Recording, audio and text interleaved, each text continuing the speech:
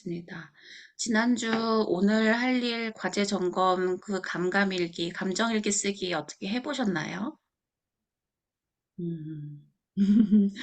과제는 취약하다고 미리 사전에 말씀해 주셔가지고. 음, 음, 희열은 나고 의식감. 네. 우리 모임의 가장 막내, 에, 박진주 선생님이 이렇게 캡처해가지고 카페에다가도 올려줬어요. 그래서 제가 캡처해서 과제 점검을 했습니다. 자아존중관 검사한 거를 공유 안 하면 좋겠다라고 제가 카톡에다가 네, 말씀을 드렸는데, 저는 하지 음, 말아주세요. 이런 얘기가 아무도 없어서 그냥 다 이름은 네, 가리고 성이 다 달라서 그나마 다행이었어요. 근데 윤 선생님이 두 차례를 하셨나 봐요. 제가요? 한 번은 예, 21일 날 하고 한 번은 25일 날 하고. 난 몰랐네. 내가 아, 했었어요? 하신지 모르고 또 하신 거구나. 네. 저번에 하려고 하다 말았던데 내가 했나? 네, 무조건 했었나 말. 봐요. 근데 총점은 같거든요. 그런데 네. 긍정적 자아 존중감의 차이가, 부정적 자아 존중감이랑 있었네요. 이렇게 차이가 났어요. 아, 이게, 전체 총점이 30점 만점인데, 이 30점 네. 만점의 높을수록 자존감이 높은 거거든요. 근데 점수의 네. 차이를 보면 크게 차이는 없어요. 하지만 긍정과 부정의 점수 차를 보면 제일 높으신 분이 긍정적 자아존중감이 15점이고 또 부정적 자아존중감이 제일 높은 사람이 12점. 이런 식으로 상이하게 차이는 있거든요. 음, 그러니까 나라는 사람의 자존감이 얼마만큼 내가 긍정적으로 부여하는지 아니면 부정적으로 부여하는지 이런 차이를 이제 볼 수 있게 이렇게 검사 결과를 제시해 드린 거고요. 성격이 좋은 거, 나쁜 거 이런 거 없듯이 자존감이 높으면 높을수록 좋기는 하겠지만 좋고 나쁜 건 없습니다. 그냥 지금 현재 내 상태를 확인하기 위해서 하는 거니까 네, 보시면 될 것 같고요. 근데 조 선생님 혼자 네. 10점대예요. 아, 어떻게 그러네요. 된 거예요? 아, 몰랐네요. 어, 저거 저하고 1점 차이예요. 아, 네, 1점 차이긴 하죠. 음, 하지만 이제 본인 점수가 여기 채점 참여하신 분들 중에서 가장 음, 낮아서 그러네요. 내가 네. 다른 분들보단 음, 자존감이 조금 낮은 편에 속하는구나 네. 라고 인식을 하시면 좋을 것 같습니다. 네. 그리고 회복 탄력성도 검사를 해주셨는데요. 21일부터 25일까지 거의 다 오늘 다 해주신 것 같아요. 음, 왜 원장님 두 분이 다 안 오셨을까? 나 원장님이 188점이 나오셨고, 이 회복 탄력성은 우리나라 평균 점수가 195점이에요. 아, 그래요? 그리고 200점이었을 때, 일단 안심해도 된다. 음, 라는 점수를 가지고 있어요. 평균적인 통계가. 그런데 지금 여기 체크해 주신 분들이 200점 넘으신 분이 이렇게 두 분인 거고, 나머지는 평균 점수 195점보다 조금 낮은 편에 속하는 회복 탄력성을 가지고 있습니다.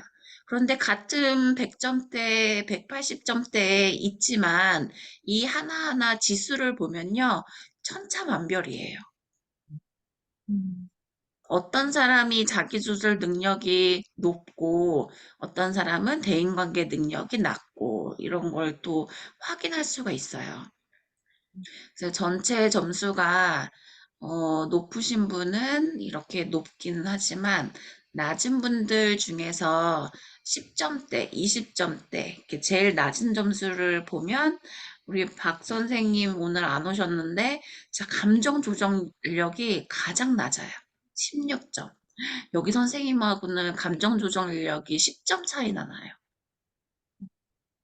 그러니까 내가 나 스스로 조절할 수 있는 능력이 감정과 충동과 현재 상황의 그 원인 분석, 판단하는 그런 사고, 이성적인 능력인 건데, 박 선생님이 감정 조절력이 가장 취약하다라는 거를 보면은 좋을 것 같고, 또 대인관계 능력에서는 23점이 제일 높은데, 23점에 대한 점수가 소통, 공감, 원인 분석, 감사, 이렇게 네 가지나 있어요. 그런데 여기 선생님은 점수가 200점대가 높긴 하지만 가장 점수가 낮은 게 또 소통 능력이에요. 10점대로. 그러니까는 회복 탄력성이 높다고 해서 소통을 잘하느냐? 그건 아니에요. 그리고 회복 탄력성이 낮다고 해서 소통을 못하느냐? 또 그것도 아니에요. 각각의 이 9가지에 대한 지수 중에서 내가 조금 더 열악한 거, 약한 거, 내 강점은 뭐고 약점은 뭐고 약간 취약점이 있다면 어떤 게 미흡한지 이런 걸 보면 좋을 것 같아요. 여기 지금 윤 선생님이랑 조 선생님 계시니까 살펴보면요. 먼저 전반적으로 가장 높은 게 자기조절 능력이 71점으로 굉장히 높아요. 이 정도면은 상위 몇 퍼센트 안에 들어가긴 할 것 같아요. 그래서 전체 30점 만점이거든요. 음, 감정 조절력, 그리고 충동 통제력, 그리고 원인 분석력. 원인 분석을 하는 게 이 전체 중에서 자아 확장력이랑 이렇게 가장 높아요. 음, 이 자아 확장력은 지금 계속해서 기초, 보수, 막 이런 여러 가지 배우려고 하시는 그런 의욕, 욕구가 높잖아요. 거기에 반영이 된 거라고 보시면 돼요. 내가 계속해서 확장해 나가려고 하는 그런 능력이 이 안에서도 볼 수가 있습니다. 가장 낮은 점수가 생활 만족도인데 전체 문항수가 생활 만족도가 좀 적기는 해요. 워낙에. 음, 그렇기 때문에 이 점수가 낮은 거는 다 10점대가 많으실 거예요. 여기 선생님만 혼자 20점대고 다 10점대예요. 그만큼 생활 만족도의 문항수가 적기 때문에 그래요. 네. 전반적으로 네, 무난합니다. 그리고 조 선생님은 여기 있네. 네. 자기조절 능력이 가장 이 생활 만족도를 제외하고서 충동 통제하는 것과 원인 분석력이 19점으로 다른 지수보다 조금 더 낮은 편에 속합니다. 음, 자아 낙관성과 감사하기 이런 긍정성이 굉장히 높은 편에 속하고 공감 능력도 굉장히 뛰어나요. 음. 충동 통제력이 다른 거에 비해서 낮은 이유가 뭐라고 생각하세요? 음. 스마트폰 같은 거를 한번 보면은, 잘 절제가 안 되더라고요. 근데 그런 게 여기 다 나타나나요? 아, 그렇죠. 네. 아, 네. 진짜. 제가 뭔지 모르고 그냥 아까 막 급하게 했는데, 한 가지 궁금한 음, 게, 그러니까 자기 네. 스스로 점수를 주는 거잖아요. 내 네. 스스로 점수를 주는데, 이것도 뭔가 이렇게 뭔가 나타나는 거, 결과로서 나타나는 거. 그러니까 자기를 좀 박하게 점수를 줄 수도 있고, 자기를 좀 그렇죠. 긍정적으로 높게 점수를 줄 수도 있잖아요. 근데 그게 다 여기에 이렇게 반영이 되나요? 네. 그렇죠. 자기 보고식이긴 한데, 네. 그래도 자기가, 어, 오, 다, 리커트 5점 척도잖아요. 네. 거기에서 내가 어느 점수를 줄 건지 음, 마음 가는 대로 물론 체크를 하긴 음, 했지만 그래도 순간적인 이성과 판단은 하셨을 거 아니에요. 네, 네. 그런데 그렇네요. 아까 그 자존감 검사에서 저는 다 매우 그렇다에 하나도 점수를 주진 않았거든요. 저는 모든 검사에서 좀 그런 것 그러니까요. 같아요. 다 그냥 대체로 뭐 그렇 이렇게 하셨던 것 대체로 같아요. 그렇다라고 하지 매우 음, 그렇다라고 하진 않거든요. 너무 네, 극으로 가는 것 같아서 저도, 매우 어, 그렇지 않다를 하지 않아요. 저는 그래서 그렇긴 그게 한데, 이제 좀 네. 노멀하게 나오지 않았나라는 생각도 조금은 음, 해보는 맞아요. 거지. 음, 예. 음. 음. 제가 만약에 대면에서 체크를 했다라고 하면 대체로 이렇게 취하는 것보다 정확하게, 명확하게 매우 음, 그렇든 아니면 아주 음, 전혀 그렇든 음, 가운데 중간 애매모호한 거는 체크하지 말라고 했었을 것 같아요. 아, 그렇게 네, 네, 한다면 매우 그렇다에 나왔을 수 있겠네요. 그렇죠.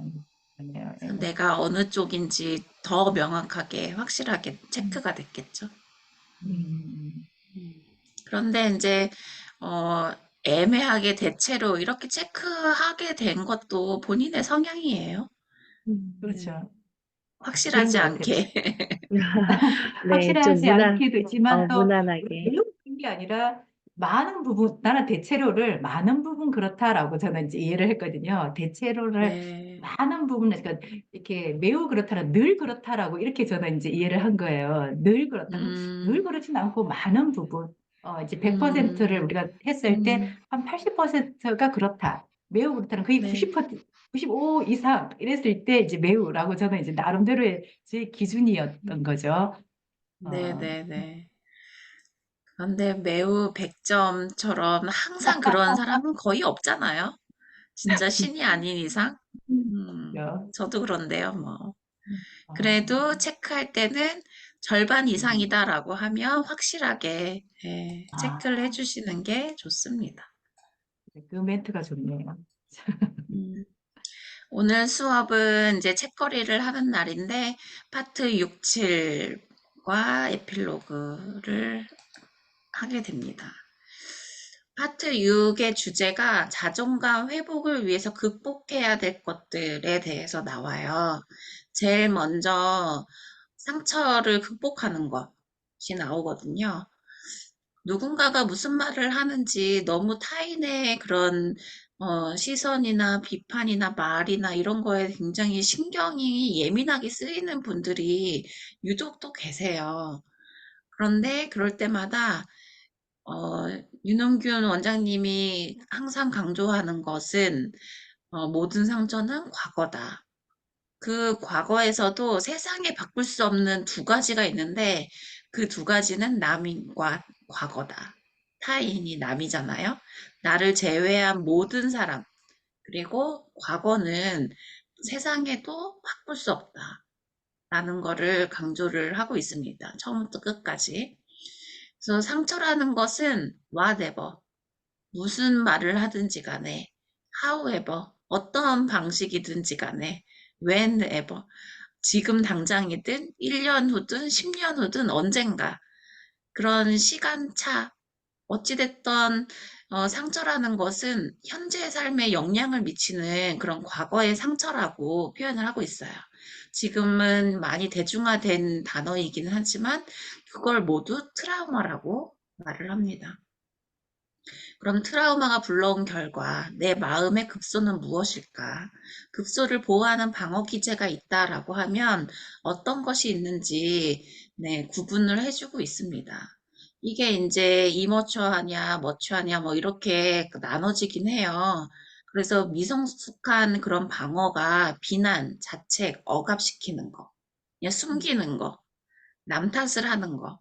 이러한 것들이 미숙한 방어에 해당이 되고 성숙한 방어는 승화시키는 거. 내가 어린 시절에 성추행을 당해서 너무 힘들었는데 그런 경험을 가진 사람들에게 멘토가 돼준다든지 그걸 승화시켜서 상담이나 이렇게 이끌어주는 사람이 된다든지 그런 게 이제 승화의 하나의 방어 기제로 볼 수가 있는 거죠. 그렇다면 저항을 극복해야 되는 것도 자존감 회복을 위해서는 필요한데 이 저항은 언제 생기느냐?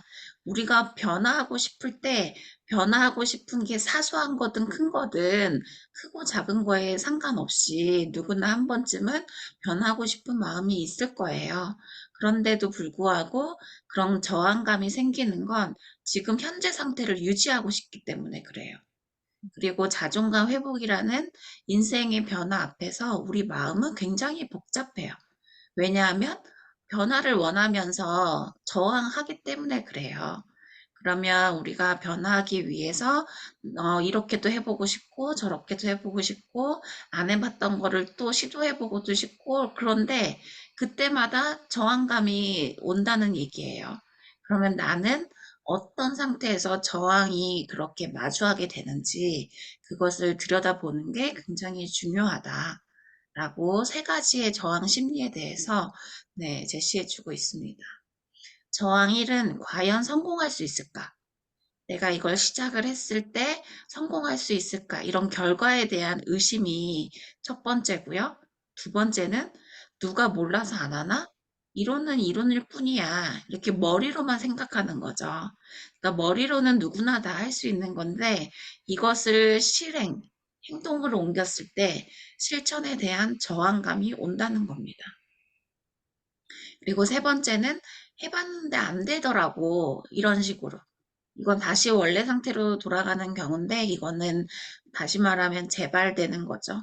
이전의 습관들이 내 몸에 꼭 맞는 옷이기 때문에 잘 맞는 옷을 입고 싶어 하잖아요. 우리 습관도 마찬가지예요. 그래서 이전 상태로 돌아가려고 하는 경우가 이런 저항 세 번째에 있다라는 거예요. 그래서 250페이지에 보면 자존감이 낮아진 이유, 그리고 그 계기가 있다라고 하면 꼼꼼히 되짚어 보면 이렇게 저항을 들여다보게 되는 일을 하게 되는 거고, 그걸 이제 자존감 회복하고 극복하는 데 도움이 된다는 겁니다. 그래서 가장 중요한 건 실행을 하라는 거예요. 그래도 그냥 계속 하라. 멈추지 않고 그냥 계속 하라. 그러니까 변명이든 이유든 되지 말고 그냥이라고 강조를 했어요. 그래서 행복이라는 종착역을 믿어라. 내가 만족하는 내가 되면 행복해진다. 라고 믿어야 됩니다. 내가 만족한지 아닌지는 내 자신이 가장 잘 알거든요. 누가 하라고 해서 억지로 하는 것도 아니고 내가 좋아서 하게 되면 그거 자체가 행복인 거잖아요. 그래서 행복해진다고 믿어야 된다. 그 다음 세 번째가 이제 비난 극복하기예요. 비난을 바이러스와 같다라고 비유를 하고 있는데 비난에도 5종류가 있다라고 얘기를 하고 있습니다. 솔직히 얘기하는 비난, 원인을 얘기하는 비난, 부정적인 미래를 예고하는 비난, 비교하는 비난, 왜라고 묻는 질문형 비난.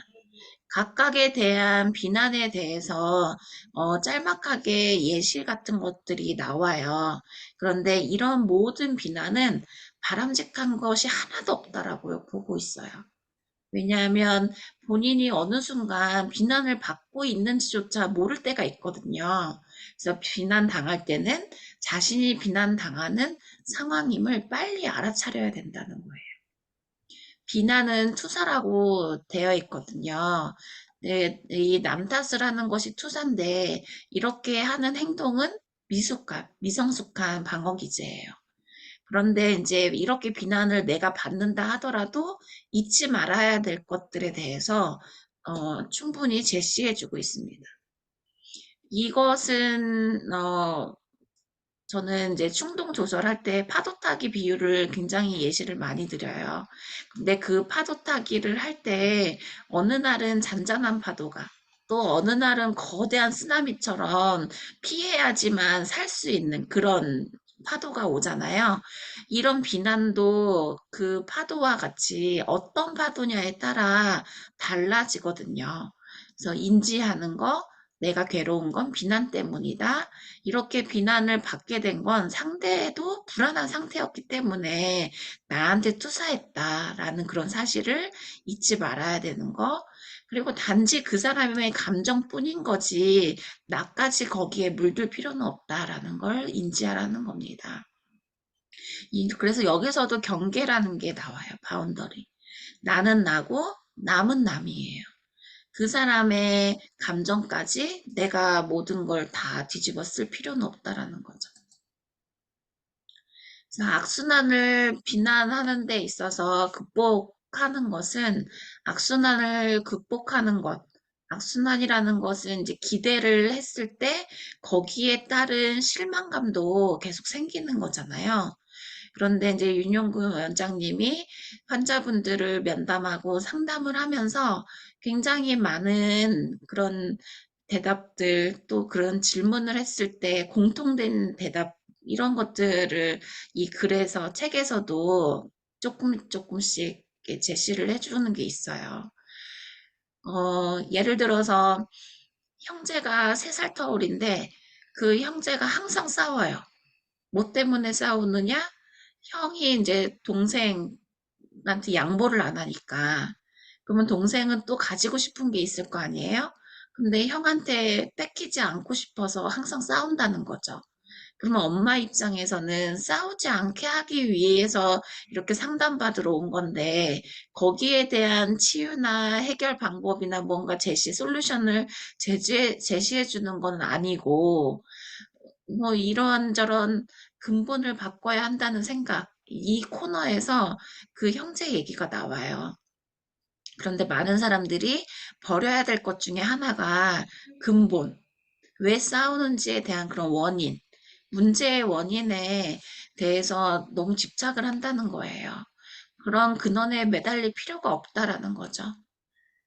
그래서 그러한 악순환이 계속 반복되는 그 사실 자체만 버린다 하더라도 굉장히 손쉽게 해결할 수 있다라는 겁니다.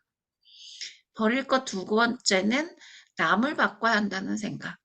불가능한 것에 집착을 한다. 앞에서도 얘기한 것처럼 바꿀 수 없는 것은 타인, 남이랑 과거라고 얘기를 했죠. 세 번째 버릴 것이 성격을 바꿔야 한다는 생각. 여기에서 문제는 내 자신의 성격이 못마땅하기 때문에 바꾸려고 하는 거잖아요. 그렇게 성격이라고 명명하는 데서 문제가 시작된다라고 보고 있어요. 그래서 성격 바꾸기를 목표로 삼으면 중간에 지칠 수밖에 없다라는 거예요. 누구나가 나 자신의 성격에 대해서 만족하는 사람이 없거든요. 근데 이런 성격 바꾸기가 너무 애매모호하잖아요. 그러면 뚜렷한 목표가 없기 때문에 이런 구체적인 목표를 가지고 있어야 네, 그 구체적인 것을 실행을 했는지 못했는지, 목표에 달성했는지 못했는지를 이제 결과로도 체크할 수가 있죠. 그래서 끊어낼 수 있는 그런 악순환 고리를 찾는 방법이 지금 당장 해결할 수 있는 것부터 찾으라고 합니다. 왜냐하면 악순환이 계속 반복된다는 얘기는 겉으로 드러난 문제, 그리고 내면의 또 이면의 문제는 서로 다르기 때문에 그래요. 닭이 먼저냐, 달걀이 먼저냐, 이것처럼 원인이 결과가 되고, 결과가 원인이 되기도 하고, 이러한 것들이 계속 반복된다는 얘기예요.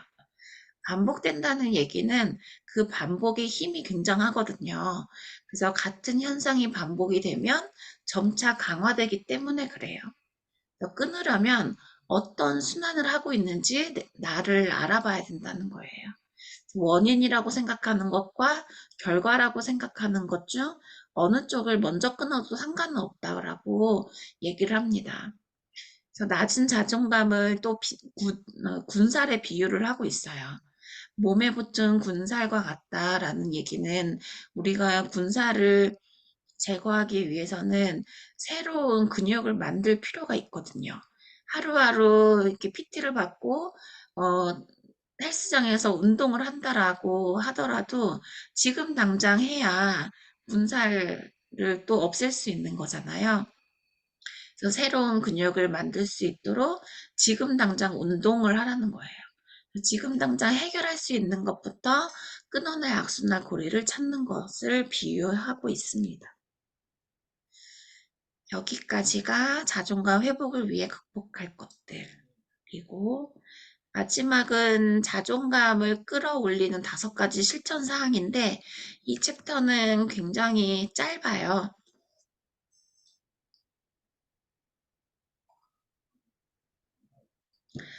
자존감을 끌어올리기 위해서는 이제 믿는 것이 필요해요.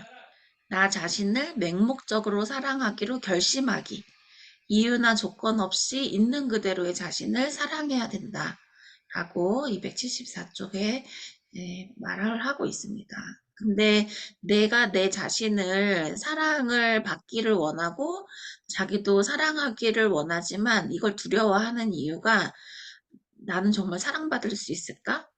이거 본질 육아랑 그동안 책을 보면서 같이 공부했던 그 오은영의 화해, 여기서도 다 나왔던 얘기예요. 또 불안하니까 사람이다, 여기에서도 나왔던 얘기고요. 나는 사랑받을 만한 존재인가? 여기서부터 또 시작을 해요. 이런 사랑받지 못할 거야 라고 생각하는 그런 믿음, 신념 자체가 나 자신의 확신이 없기 때문에 두려운 거죠. 그리고 나르시시즘에 대한 걱정. 이것은 애정 결핍의 산물이라고 보고 있어요. 어린 시절부터 사랑받지 못한 거기 때문에 지금의 나를 더 아끼고 사랑해야 돼. 라고 너무 편협하게 생각할 수밖에 없는 그런 상황까지 예, 가게 된다는 거죠. 두 번째가 사랑을 믿어야 사랑할 수 있다. 근본적으로 사랑의 힘 자체를 믿지 못하는 거예요. 내가 정말 사랑받을 수 있을까? 내가 사랑받을 만한 존재인가? 여기에 대해서 뿌리가 확고하게 서 있지 않기 때문에 흔들려요. 그리고 자신을 사랑해도 괜찮다. 이런 믿음이 있어야 되는데 지금 있는 그대로의 모습을 사랑하면 된다. 이 문장이 굉장히 쉽잖아요. 그런데 있는 그대로 받아들이지를 못해요. 그래서 더 이상 사랑을 할지 말지 이렇게 망설이거나 여기에 대한 양가 감정에 빠지지 말길 바란다. 그렇게 양가 감정에 휩싸이고 갈팡질팡 할 바에는 맹목적으로 이유나 조건 없이 있는 그대로 나 자신을 사랑해야 된다라는 게 실천 사항 중에 하나입니다. 그렇다면 나 자신을 어떻게 사랑을 해야 되는가?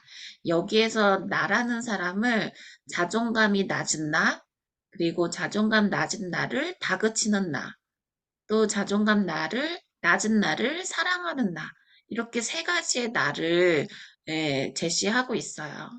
그래서 나를 사랑하는 나를 어떻게 찾아야 되느냐, 그 소원하기는 문제는 방어벽이래요. 다그치는 나가 단단히 걸어놓은 빗장 때문에 자존감 낮은 나는 갇혀 있다. 그래서 사랑하는 나가 보내는 메시지를 받지 못한다. 이렇게 서술을 해주고 계시거든요. 그런데 여기서는 또 이제 뇌에 대한 얘기가 나와요. 이 뇌도 우리 인체 중에 하나잖아요. 신체의 일부분인 거잖아요. 그래서 이 뇌도 내 회로 자체가 융통성이 있기 때문에 계속 다그치는 내가 사랑하는 나한테 하고 싶은 말이 있을 때 사랑하는 나가 또 다그치는 나한테 해줄 수 있는 그런 언어가 있잖아요. 이거는 또 TA에서도 재결정 치료 이러한 분석이 있거든요. 혹시 들어보셨나요? 음, 리디시즌 이게 재결단 치료예요. 그러니까 다시 재결단하는 그 순간은 다시 말하면 또 재양육하고도 같은 의미로 보셔도 될 것 같아요. 지금 현재 내가 성숙된 내가 어린 시절의 애정 결핍이라고 생각한 어린 시절에 연약했던 나를 다독여주고 아, 사랑한다. 그때는 그럴 수밖에 없었지. 이렇게 위로해주고 격려해주고 이런 메시지를 계속 보내게 되면 결국엔 우리 뇌 회로에서는 부정적으로 앞에서 얘기했던 그런 빗장, 방어벽 이런 것들이 이제 스물스물 에, 말랑말랑해지면서 그런 벽이 허물어지거든요. 그러니까 부정적으로 생각했던 이런 뇌 회로가 긍정적으로 변하는 건 뒤에서도 나오겠지만 서로 우리 뇌는 좌뇌와 우뇌가 있잖아요. 그 두 뇌를 동시에 활용을 하는 것이 뇌가 말랑말랑해지는 가장 효과적인 방법이라고 제시를 해주고 있어요. 그래서 결국에는 사랑하는 나가 그동안 자존감 낮은 나한테 해줄 수 있는 그런 메시지를 계속해서 하루 100번 들려주라고 합니다. 괜찮아. 누구나 그래. 최선을 다했잖아. 지금도 충분히 멋져. 사랑해. 무슨 일이 있어도 내가 사랑스럽다는 걸 잊지 마. 이것을 이제 보이는 곳에 메모를 해두고 거울을 보면서도 얘기해주고 누워서도 얘기해주고 걸어다니면서도 얘기해주고 내가 나한테 계속 이런 메시지를 해주게 되면 뇌가 착각을 한다고 해요. 정말 사랑을 받고 있는 내가 됐구나. 이렇게 뇌가 착각을 하면 그렇게 변화된 나로 또 뇌가 착각을 해요. 아, 이전에 상처가 있었지만 지금은 그런 상처가 다 회복됐고 사랑받는 나로, 사랑스러운 나로 이렇게 성장했고 변화가 됐구나 라고 알고 있고 그렇게 인식을 하게 됩니다. 오은영의 화해 그 책에서도 나왔듯이 과거에 엄마가 나한테 잔소리하거나 상처 줬던 그런 메시지가 있어요. 그런데 엄마는 정작 기억을 못해요. 근데 상처받은 그 말을 들은 자녀는 기억을 해서 아직까지도 그때 그렇게 말했던 엄마를 용서하지를 못해요. 그런데 그 얘기를 꺼내는 순간 엄마가 언제 그랬니? 이렇게 시치미를 떼요. 그러면 그 자녀 입장에서는 너무 억울하겠죠. 나는 그걸 계속 가슴에 비수처럼 꽂힌 그 말을 용서받거나 치유하기 위해서 얼마나 어렵게 꺼낸 얘긴데, 엄마는 그냥 등 돌리고, 내가 언제 그랬니? 그러면 어떡해요? 그래서 이러한 것을 누군가로부터 받으려고 하면 너무 힘들어요. 그래서 그러한 것들을 내 자신이 내가 나한테 하고 싶을 때, 그 타이밍도 내가 설정할 수 있잖아요. 아침에 일어나자마자 할 수도 있고, 자기 전에 할 수 있고, 평상시에 언제 어느 때 내가 원하는 그 시간에 할 수가 있습니다. 그리고 누구한테 구걸하지 않아도 돼요. 내가 나한테 하고 싶을 때 하면 돼요. 그걸 이제 교류 분석에서는 스트로크라는 단어를 쓰고 있습니다. 그 스트로크가 쓰다듬다라는 뜻이에요. 그래서 나를 내가 얼마나 쓰다듬고 인정해주고 칭찬해주고 격려해주는지 그런 방식도 조건이 없는 무조건적인 또 이렇게 말로 계속 표현을 하라고 했잖아요. 그래서 언어적으로 또 쓰다듬어줘요. 신체적으로 접촉을 하면서 이런 여러 가지 스트로크 방법을 사용하다 보면 아, 나는 정말 사랑받을 만한 존재야. 아, 사랑받고 있구나. 그렇게 사랑을 받아본 사람이 타인한테 또 사랑을 해줄 수가 있어요. 그렇게 표현하는 것이 그런 악순환에서 선순환으로 갈 수가 있다라는 겁니다. 그래서 윤원규 원장님이 써놓은 그 글이 정말 너무 리얼하긴 해요. 사랑하는 나가 주는 말을 들어야 한다. 우리 내가 듣고 싶어 하는 그런 말들을 계속 해줘야 성장을 하는데 이 말을 듣지 못해서 자존감이 성장하지 못한다. 내가 듣고 싶어 하는 그런 말을 들으면 서서히 자존감은 회복되고 성장한다. 그래서 하루 100번씩 하라고 말씀을 하고 계십니다. 앞에서 자신을 사랑하기 이렇게 다그치는 나가 쳐둔 장벽을 허무는 법은 제가 오른쪽 뇌, 왼쪽 뇌 이렇게 양쪽을 번갈아 가면서 자극을 해야 된다라는 것이 여기서는 양측성 자극이라는 단어를 쓰고 있습니다. 대표적인 자극이 이렇게 세 가지를 제시해 줬는데 걷는 거, 그리고 안구 운동, 그리고 나비 의자 이렇게 세 가지를 표현을 해줬어요. 근데 걷기 명상 이런 것도 있으니까 걷는 것은 누구나가 할 수 있을 것 같아요. 그리고 이제 안구 운동이라고 하는 것은 트라우마를 치료할 때 가장 많이 쓰는 치료법이긴 하거든요. EMDR이라고 해서 이 눈동자를 왼쪽, 오른쪽 계속 이렇게 돌리는 거예요. 그러다 보면 예.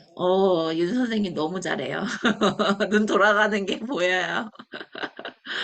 음, 이런 눈동자를 계속적으로 오른쪽과 왼쪽으로 좌우 동시에 규칙적으로 계속 반복해서 돌리잖아요.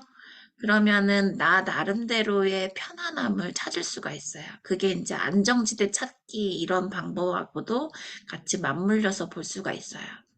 그 다음에 이제 나비의자라고 하는 것은, 우리가 앉아있을 때, 이 손을 이렇게 어깨에다가 이렇게 토닥토닥, 크로스, 이거 많이 해보셨죠? 그러면 이렇게 했을 때 굉장하게 위안이 찾아온다고 합니다. 그리고 우리 뇌가 듣고 싶은 말 앞에서도 강조했던 것처럼 이런 말을 계속적으로 걸으면서도 해주고, 눈 안구 운동을 해주면서도 해주고, 또 이렇게 버터플라이 이거 하는 것처럼 네, 나비 의자 앉아서 계속 해주고, 그럴 때 자존감은 회복되고 성장된다는 겁니다.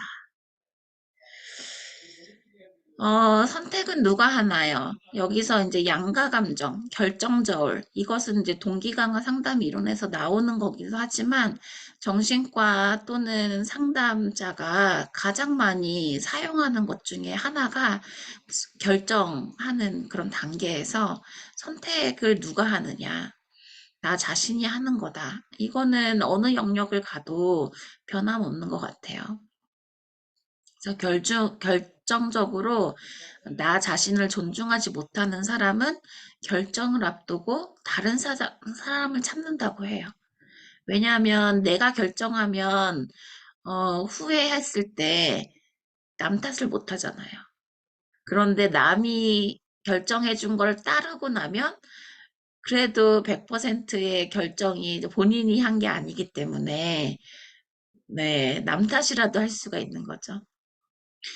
그래서 자신의 판단을 믿지 못하는 사람들이 결정을 앞두고 다른 사람을 찾는다고 해요. 완벽한 선택이라는 것은 없다. 남이 내린 결정은 책임감이 덜하다. 결정의 존재감을 좌우한다. 여기에서는 결정을 미룰 때마다 내 입지가 줄어든다는 거예요. 그만큼 내 존재감이 느껴지지 못하게 되는, 결국은 사라지게 되는 그런 상황이 온다라는 겁니다. 자존감을 끌어올리려면 스스로 결정하고 그 결정을 존중하는 법을 훈련할 필요가 있다. 왜냐하면 자존감은 감정적으로 자신을 사랑하는 마음이고 또 이성적으로 스스로 결정하고 자신의 결정을 존중하는 능력이 자존감이기 때문에 그래요. 그래서 자존감을 머리로만 생각하는 게 아니라 마음으로도 생각을 해야 돼요. 우리가 이제 정신과에서 진단을 내렸잖아요. 상담할 때도 마찬가지인데 인사이트, 병식이라는 게 있어요. 그런 병식을 체크할 때는 인텔렉추얼과 또 이모셔널 이렇게 두 가지, 지적인 병식과 감정적인 병식 두 가지가 합쳐졌을 때 바람직한 진정한 감정 병식이 찾아온다라고 보고 있거든요. 이 자존감도 마찬가지예요.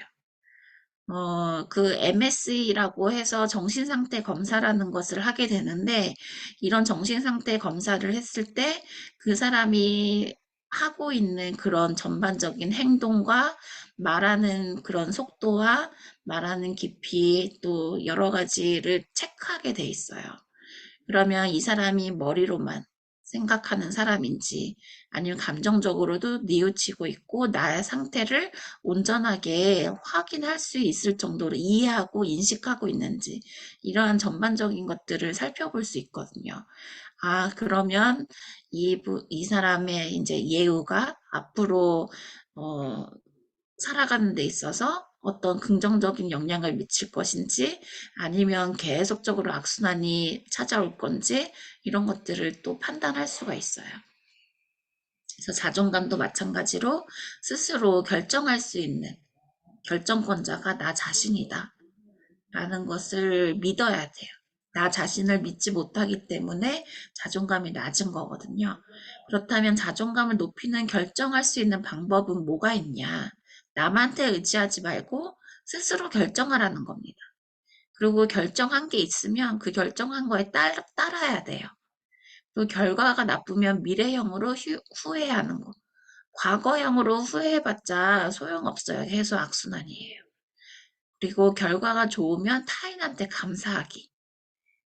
너 덕분에 그랬어. 당신 덕분에 이렇게까지 해낼 수 있었어요. 이렇게. 그러면 듣는 사람도 기분이 좋겠죠. 그렇다면 내가 스스로 선택하고 결정하기 위해서 도와주는 5가지 질문이 있습니다. 이것을 적용을 하다 보면 자존감이 그래도 높아질 수 있는 질문이니까 이 질문은 한번 적용해 보시면 좋을 것 같아요. 지금 현재 내가 어떤 고민이 있을 때 그런 고민 중에서 내가 할 고민은 무엇인가? 남의 문제는 배제하고 오로지 나한테 집중을 해서 내 고민은 뭔지 정확히 아는 거, 그리고 무엇을 결정해야 하는가. 감정을 배제하는 거예요. 우리 한국 사람들은 정에 너무 취약해요. 그리고 다른 사람들이 부탁하면 이 부탁하는 걸 거절을 못해요. 그래서 무엇을 결정해야 될까? 감정을 배제하는 게 필요합니다. 그리고 어떤 것과 어떤 것 사이의 선택인가? 자신을 갈림길에 한번 놔봐요. 그 옛날 저희 시대 때 이휘재가 그래 결심했어. A냐 B냐 어느 길로 갈 거냐. 그 나 자신을 어느 쪽으로 가는지 한번 상상해 보는 거예요. 그래야 어떤 선택을 했을 때 나한테 이득인지를 결정할 수 있으니까요. 그렇다면 그 결정을 언제까지 내려야 하나? 시간을 제한해 두는 것이 필요하다. 그렇다면 그 결정의 유효성은 언제까지인가? 시간도 정했으면 그 결정 유효기간도 정할 필요가 있다라는 거예요. 이게 단기냐, 장기냐, 중장기적으로 볼 거냐, 아니면 지금 당장을 바라보고 할 거냐, 이런 것들이 필요하다라는 겁니다. 그래서 제가 제일 좋아하는 단어가 here and now예요. 여기서도 지금 여기에 집중하기, 오타가 났네요. 집중하기입니다. 변화를 원하는 건 현재가 괴롭기 때문에 그래요. 그러나 현재 없이 미래의 변화는 불가능하다. 이 책에서 나온 예시가 성형외과. 이게 비포 애프터 이 사진을 보는 거잖아요. 현재 수술하면서 그 아픈 고통에 대해서는 광고하지 않아요. 지금이 그 수술을 견뎌냈던 고통을 리얼하게 적나라하게 하면 그걸 감내할 사람이 별로 없거든요. 하지만 비포 애프터 이것만 딱 이렇게 보여주면 나도 해야지. 다 덤벼든다는 거죠. 그러나 그런 괴로운 현재를 다 겪어야 된다는 거예요. 모든 해결책은 현재에 있다. 과거로 도망치는 습관은 인간이라면 다 과거로 도망치고 싶어 해요. 그게 편하고 익숙하니까. 하지만 지금 여기서 내가 원하는 것이 무엇인지 here and now 입장에서 생각을 해보고 문제 해결은 과거나 미래가 아니라 현재에 더 집중하는 데서 시작한다. 지금 당장 할 일에 체크를 하고 메모를 해두라고 해요. 그러나 아무리 지금 여기 집중하자 해도 궤도를 벗어나기 십상이다. 미래에 대해서 불안한 것과 과거 회피로 가지 않으려면 눈앞에 글씨를 적어 놓아야 된다. 이 책을 읽으면서 제가 포스트잇에 바로 적었어요. 그래서 이렇게 옆에 사진으로 찍어서 네, 같이 공유를 해드립니다. 지금 여기서 내가 원하는 것은 무엇인가? 지금 여기서 나는 무엇을 해야 하는가? 이 295쪽의 자존감 수업에 나와 있는 글귀입니다. 그래서 문제를 해결하려면 here and now에 집중을 해야 되고 앞에서 말씀드렸던 것처럼 걷는 거, 표정 짓는 거, 혼잣말 하는 것 이것이 이제 3가지의 그런 행동, 액션을 계속적으로 취했을 때 인간답게 세련됐게 이렇게 변화할 수 있다라는 거. 네. 이것은 뒤에서 나오는 얘기네요. 그것도 이제 한꺼번에 이렇게 포스트잇에 적었습니다. 우리가 자존감을 끌어올리려고 하지만 계속적으로 낮은 자존감에 있었던 내가 익숙하다면 그런 패배주의 같은 그런 신념들이 늘 저항하게 만들어요. 그런데 그런 패배주의를 뚫고 전진해야 될 필요가 있다. 그러려면 본인이 잘 안 될 거라는 이런 믿음이 확고하게 굳어진 믿음이 이게 이제 흐물흐물하게 말랑말랑해지게 바뀌어야 돼요. 그러려면 어떻게 해야 되느냐? 이런 패배주의와 같은 낮은 자존감을 이 원장님은 집으로 표현을 했습니다. 이런 집이 패배주의에 익숙한 사람들은 엉망진창인 집에 익숙한 사람이라고 표현을 해요. 그러면 그 집에 이제 인테리어를 다시 하거나 청소 업체를 불러서 그 집을 정리하거나 이런 과정에 나는 집 밖에 나가 있어야 되잖아요. 어딘가에 피해 있어야 되고 공간을 내줘야 되고 시간이 필요한 건데 자존감이라는 거는 그런 집의 물리적인 이런 환경의 부분에 해당되는 것들은 다 쓸데없는 거잖아요. 필요 없잖아요. 그러다 보니까 이렇게 기적을 부르는 질문, 상상만 해봐도 네, 자존감이 올라갈 수 있다라고 설명을 해줍니다. 그래서 기적을 부르는 질문. 내가 만약 자존감이 회복된 사람이라면 어떻게 나는 행동을 취할까? 뇌의 건강을 찾으려면 뇌는 신체 기관의 일부이고 또 노력과 결과 사이의 인과관계는 늘 뒤섞인다. 이거는 이제 내가 상처받았던 그런 감정, 그 오은영의 화해에서도 나왔던 것처럼 엄마가 상처를 줬지만 정작 기억을 못 하잖아요. 근데 그 뇌가 기억하고 있는 그 감정은 시간의 그런 개념이 없어요. 그 말은 무슨 말이냐면 뇌는 착각을 할 수 있다라는 거예요. 이게 원인이었는지 결과였는지 뭐가 먼저였는지를 몰라요. 그때 받았던 감정만 기억을 해요. 그 감정이 어린 시절의 감정인지 내가 지금 겪어서 얻은 감정인지 몰라요. 그래서 결국에는 뇌를 행복하게 하는 이런 세 가지 행동을 지속적으로 하다 보면 이 뇌가 착각을 해서 아, 그거는 지금 현재 이 사람이 겪는 일이 아니구나 라고 바뀌어진다는 거예요.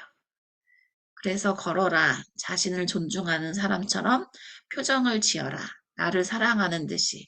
또 혼잣말을 하라. 너는 사랑받을 만한 충분한 자격이 있어. 이러한 얘기를 계속 해줄 필요가 있다라는 겁니다. 마지막 에필로그예요. 당신은 밀림의 왕이다.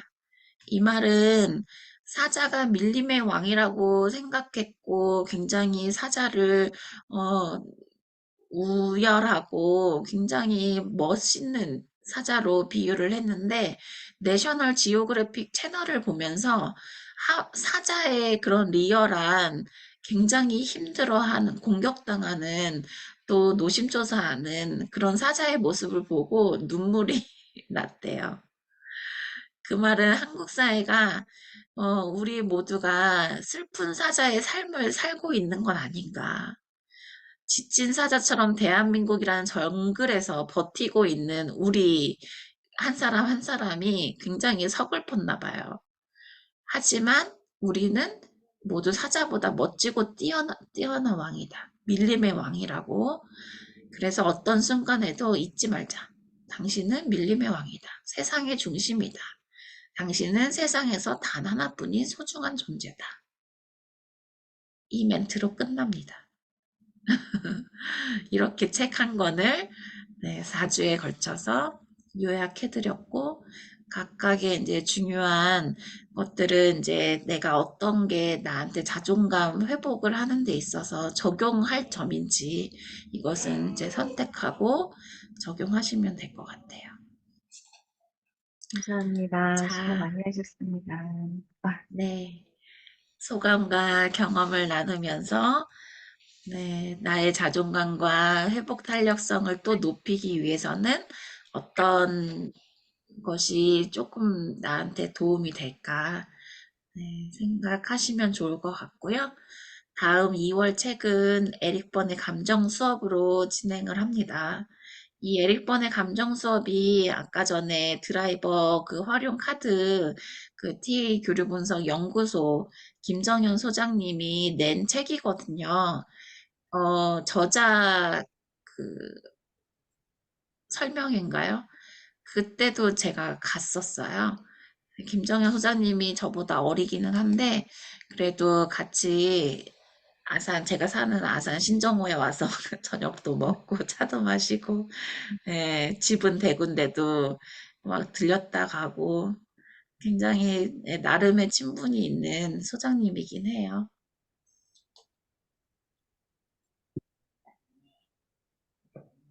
이 교류 분석을 하면서 알게 된 선생님이긴 하죠.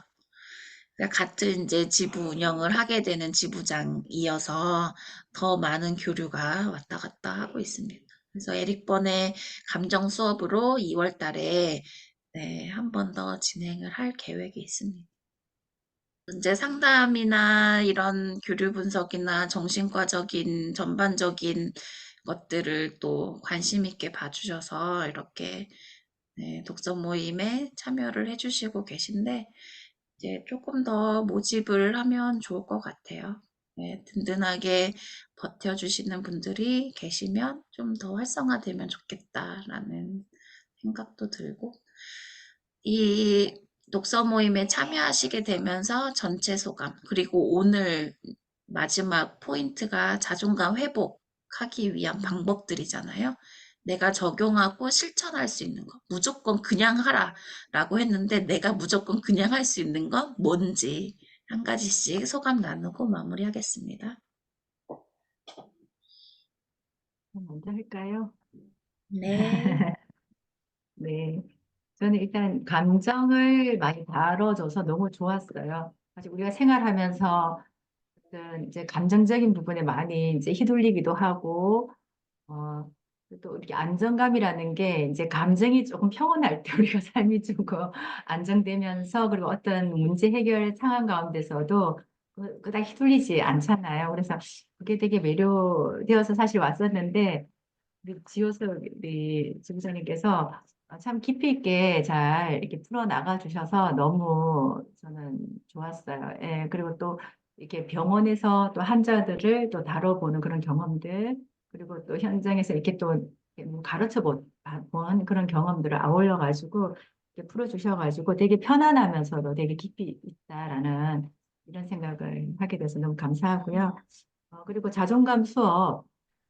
사실은 이제 어느 정도 이렇게 50이 넘으니까 삶에 대해서 그닥 이제 어느 정도는 조금 많이 파악이 되고 너무 용쓰지 않고 자연의 순리에 따라서 살아가려고 하는 많이 내려놓기도 물론 그때는 내려놓아서 마음에 많은 아픔과 상처가 있었으나 이제 그런 가정이 항상 내려놓는데 그냥 내려놓지 않더라고요. 그러니까 내려놓는 게 좋아. 이 책 한 권이 그렇게 나를 만드는 것이 아니라 이제 그런 상황에 맞닥뜨려설 때 내 가슴이 쓰라린 아픔을 경험하고 그래 내려놓고 이러면서 아 그래 이렇게 해야지 이렇게 되는 거지라고 이제 깨닫는 나이가 된 것 같아요. 그리고 이제 자존감이라는 일단 정의는 해줘서 너무 좋았어요. 처음에 이게 자기 효능감, 그다음 뭐 자기 조절감, 안정감이라고 했는데 오늘 여기 마지막 부분에 보면 자존감은 감정적으로 자신을 사랑하는 마음이지만 이성적으로는 스스로 결정하고 자신의 결정을 존중하는 마음이다라는 것이 되게 그게 와닿았어요. 그래서 그래도 이제 자존감 검사도 하지만 자존감이 낮지 않고 그래도 높다라는 느낌이 들었고요. 또 그게 아울러서 회복 탄력성도 나름 있다라는 것은 스스로가 저는 그렇게 인정을 하고 있거든요. 그리고 또 하나 이제 여기서 좋아요. 보면은 네. 예, 자존감이 높고 행복해지면 잃는 것이 있다라고 하는 게 되게 와닿았거든요. 그럼 음, 그 잃는 게 뭘까라고 했을 때 동정심, 음, 남들 이렇게 배려, 양보 이런 것들을 많이 잃어버린다. 그리고 때로는 이제 억울한 사실과 다른 소문에 맞닥뜨릴 수도 있고, 뭐 시기와 질투, 이제 부러움의 대상이 될 수도 있다. 하지만 이제 우리 자신은 어쨌든 이제 여러 어떤 상황 가운데서 변한 것은 나지만 나를 대하는 타인들의 도덕성이나 그들의 어떤 성숙도는 변하지 않을 수도 있다. 라고 하는 거, 그리고 누구의 보살핌이 없어도 행복할 수 있다라는 거, 이제 이 부분은 이제 우리 남편하고 나하고 관계에서 나는 항상 내 팔 내가 흔들어야 된다는 주의거든요. 아니, 우리 남편도 약한 사람이기 때문에 약한 그에게 나를 채워달라고 하는 것 자체가 무리다라고 생각하는 사람인데, 어, 처음에는, 누가 이렇게 애지중지 와이프를 막 이렇게 사랑하면서 깨질까, 이렇게 보살핌이 되게 부럽더라고요. 그런데 음, 지금은, 사실은 이제 50대 이제 중반을 향해 하면서 지금은, 내가 내 스스로 할 수 있으면 또 감사하더라고요. 그리고 또 내가 남편에게 또 어떤 힘이 되어준다는 게 또 좋고, 또 그런 부분이 또 남편에게 또 안정감을 줄 수도 있는 것에 또 감사하고, 이제 그러면서 하여튼, 이걸 보면서 자존감에 대한 좀 정의를 내릴 수 있어서 좋았습니다. 감사합니다. 네. 지금 제가 방에서 주물하고 있는데 거실에서 축구 응원을 하고 있어가지고 아, 소리가 막 들려오네요. 네. 네. 그다음에 네. 저는, 책을, 이제 이 책이 나올 때 예전에 책을 샀었거든요. 예전에 책을 사고, 그때 이제 열심히 봤었어요. 저 아까 점수 나온 것처럼 제가 점수가 제일 낮았는데, 좀 자존감이 제가 좀 낮다는 생각이 많이 들었거든요. 자존감이 낮고, 그러니까 저희 남편 같은 경우에 자존감이 좀 높은 편이에요. 네, 근데 제가 자존감이 낮아서, 이 책을 이제 처음 나올 때, 이런 게 있네 하고, 그때 열심히 봤던, 이제 아까 보니까 흔적들이 있던 줄도 그어놓고 했는데, 책은 봤는데 실천한 건 하나도 없더라고요. 그때 열심히 봤는데 실천한 건 별로 없고 그냥 열심히 봤었구나. 그러니까 그때는 문제가 있으면 이게 해결책이구나 하고 그냥 답으로서만 찾았던 것 같아요. 답이 이거구나. 근데 실제로 나한테 별로 적용되는 게 없었던 것 같은 걸 지금 이제 본 거예요. 그래서 이제 이번에 오늘 이제 들어와서 앞에 내용들은 잘 모르고, 이제 쭉 얘기를 들으면서 어쨌든 결론을 듣게 돼서 너무 감사하고요. 늦게라도 여기 합류하길 너무 잘했다. 원래 하려고 했었는데 좀 여러 가지 다른 것들을 결정할 게 있어서 좀 늦어졌는데, 아까 여기 결정을 스스로 해야 된다고 했는데, 가지치기 할 건 좀 가지치기 하고, 가장 본질적인 거, 중요한 것들을 좀 집중하자 하는 마음으로 이제 들어왔고요. 그래서 같이 들어와서 이렇게 진솔하게 나누고 들을 수 있어서 너무 감사하고, 오늘 말씀해 주신 거에서, 패배주의를 뚫고 전진하기. 거기서 기적을 부르는 질문, 내가 자존감이 회복된 사람이라면 이거와 함께 나를 행복하게 하는 세 가지 행동, 걸어라 자신을 존중하는 사람처럼, 표정을 지어라 나를 사랑하는 듯이, 혼잣말을 하라. 이게 저한테 이제 정말 적용해야 되겠다. 이제 요즘 이번 주부터 저희 딸과 필라테스를 같이 시작했거든요. 그래서 운동하라는 말이 나오는데 뭔가 운동을 같이 시작했다는 것만으로도 좀 뭔가 충만함이 좀 차오르는 것 같았어요. 그리고 지난주에 이제 걷기를 혼자 했는데 진짜 걸으면서 생각을 많이 하게 되는 것 같더라고요. 그래서 여기 자신을 존중하는 사람처럼 그 마음을 가지고 또 걸어야 되겠다는 생각이 들었고 나를 사랑해 주는 거 거기서부터 시작해야 될 것 같아요. 하루 100번은 너무 많고 10번이라도 나를 존중하는 말, 사랑해라는 말, 괜찮아라는 말을 해줘야 되겠다라는 생각을 했어요. 근데 여기 궁금한 게 있었는데 혼잣말을 하라. 이게 이제 혼자 스스로에게 격려하라는 그런 말씀이죠. 그러니까 내가 네, 학원에서 보면 네, 혼잣말 하는 선생님이 있어요. 그냥 지금 이거 네, 해야 되는데 막 이러면서 그게 옆에서 볼 때는 좀 웃기기도 하거든요. 몇 페이지 해야 되는데 잊어버렸네. 이렇게 혼잣말을 하는 선생님이 있어요. 근데 이런 거는 이제 해당이 아니겠죠? 네. 혼잣말을 셀프 스스로에게 스트로킹을 얘기해요. 그쵸? 나를 예, 그래서 격려해주고 음, 지지해주는. 네, 그래서 그렇게 스스로에게 음, 해야 되겠다.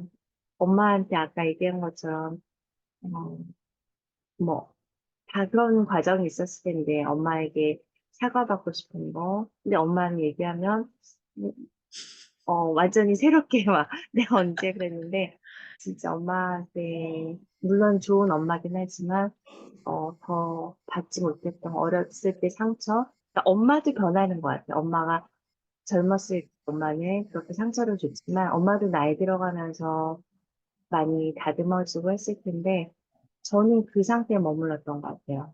그냥 음, 어렸을 때 받은 상처에서 머물러 있었던 그런 것들 스스로에게 계속 다독여 나는 괜찮아 라는 얘기를 해야 되겠다 그 생각을 했습니다. 너무 좋은 책인 것 같고요. 그냥 한 번 읽고 끝나면 안 되고 몇 번 보고 계속 체화시켜야 되겠다는 생각이 들었어요. 감사합니다. 네. 필라테스 새로 딸과 같이 시작했다니까 너무 잘하셨네요. 윤미경 네. 선생님도 라인 댄스 한다고 하지 않으셨어요? 맞아요. 저 안 그래도 이걸 읽으면서 이게 네, 이제 뇌가 양쪽 뇌를 자극할 때 또 네, 통성이 발휘해야 된다 그랬잖아요. 근데 그 맞아요. 중에 가장 좋은 게 걷기라고 여기서 나와 네, 네, 있더라고요. 그래서 네, 이제 라인 댄스가 이제 줌바 댄스, 언니가 줌바를 하시는데 줌바는 조금 네, 가격해. 에어로빅보다는 조금 덜하지만 라인보다는 조금 더 네, 가격해요. 네. 그래서 이제 제가 힘 넘으니까 무릎도 관절도 약하고 해서 그거 좀 무리가 돼서 안 하는데 라인 댄스는 되게 좋은 것 같아요. 그래서 음, 저는 사실 이제 스포츠 댄스를 시작했고, 그나마 이제 스포츠 댄스는 이제 코로나 기간 동안 파트너가 있어야 되니까 이제 라인 음, 댄스로 턴했는데, 다시 우리 남편이 해외 가기 전에 사교 댄스를 2달 하다 갔거든요. 그래서 누가 오, 또 사교 댄스를 또 얘기를 해서 거기를 한번 다시 한번, 왜냐하면 이제 라인은 3일인데 제가 이틀밖에 못 가요. 그래서 이제 음, 사교 댄스를 하루 더 해서 중 3회로 한번 걷기를 맞춰볼까 이 생각을 음, 조금 하고 있어요. 일단 이게 갱년기다 보니까 조금 이렇게 감정적으로 다운될 때가 조금 음, 있거든요. 그래서 음, 몸을 움직여라 이러더라고요. 그래서 이제 맞아요. 저는 이제 라인 댄스가 부담이 없고 그리고 사교 댄서도 와, 이제 그냥 걸어서 계속 6박자에 맞춰서 걸어서 왔다 갔다 하고 나중에 남편과 할 수 있으니까 음, 그렇게 좀 해볼까 하고 생각하고 있어요. 지금 너무 재밌어요. 음악이 있고 내 몸을 움직이고 이러니까 너무 좋아요. 행복해요. 네, 말씀하실 때 드러나요. 너무 행복해 보이고 즐거워 보이고 더 에너지가 뿜뿜 솟는 게 네, 말씀하실 때 느껴져요. 어, 좋아요. 진짜 배워야겠네요. 사교 네. 댄스 나중에. 어, 저, 저 네. 필라테스도 해봤거든요. 저 네. 너무 지루했어요, 필라테스. 아, 그래요? 너무 아, 힘들었어. 그게 또 근데, 개인으로 했거든요. 왜냐하면 아, 단체로 하면 저는 이제 관절의 그 가동 범위라든지 막 이런 것들을 다 개인 차가 다르다 보니 음, 또 필라테스 하면서 또 무릎 나가신 분도 계시고 내 아, 주변에는 또 이게 음. 그래서 저는 힘들더라고요. 일단 정적인 운동을 너무 이렇게 무산소 운동 너무 힘들었어요. 맞아, 힘들어요. 근데 저 너무 힘들어요. 혼자, 성취감은 원래는, 있는데. 네, 혼자 신청했었는데, 계속 안 갔어요. 못 갔어요. 계속 미루고 미루다가, 이제 딸이 방학이라 이제 집에 있으니까, 딸이랑 같이 패밀리로 바꿔 이렇게 해주시더라고요. 몇 달 이제 그 할 수 있는 게 몇 달 안 남아가지고 그래서 딸을 데리고 또 딸을 의지해서 같이 가면서 딸이 대학생인데 그래서 시작했는데 딸이랑 하니까 되게 좋은 것 같아요. 네, 서로 막 일어나서 공유할 수 가자. 있습니다. 가기 싫은 거 억지로 막 예. 지금 3번 했는데 음, 되게 좋은 것 같아요. 같이 해서. 아, 혼자 음, 했으면 못했을 것 같아요. 네. 이걸 아, 기회로 이제 습관화하려고요, 네. 운동을. 네. 윤 선생님도 아들만 둘이 있죠? 예, 우리 한 아이는 이제 직장 생활 하고요. 둘째 아이가 이제 대학교 4학년. 음, 올해 이제 하면 졸업하네요. 예, 음, 연년생이었는데, 둘째가 이제 휴학계 내고 막 이러면서 이제 있어요. 아들 음. 둘이에요. 네, 그래서 저도 혼자 노는 아들 연습 많이 해야지 둘인데, 돼요. 음. 네, 주현미 선생님이 딸이랑 이렇게 같이 의지해서 한다 하니까 그 말만 들어도 너무 부러운 거 있죠? 부러워요. 부러워요. 그러니까요. 아들 엄마는 혼자 노는 연습해야지 돼요. 훈련해야 돼요. 그러게요. 네. 네, 오늘 너무 즐거운 시간이 되었습니다. 이렇게 또 마무리할 수 감사합니다. 있어서 좋았고요. 윤미경 선생님과 조현미 선생님 나이대도 거의 비슷하고 생각하는 것, 또 취미나 뭐 이런 것도 다 잘 통하는 것 같고 너무 좋네요. 네, 네. 음, 그러면 이제 오늘로써 자존감 수업은 이렇게 끝나는 거고 다음 달 에릭번 수업에 감정 수업에서 뵙도록 하겠습니다. 네, 네. 네, 다음 달에, 감사합니다. 다음 주에 감사합니다. 뵐게요. 네, 네. 네, 감사합니다. 다음 기회에 감사합니다. 뵐게요. 네.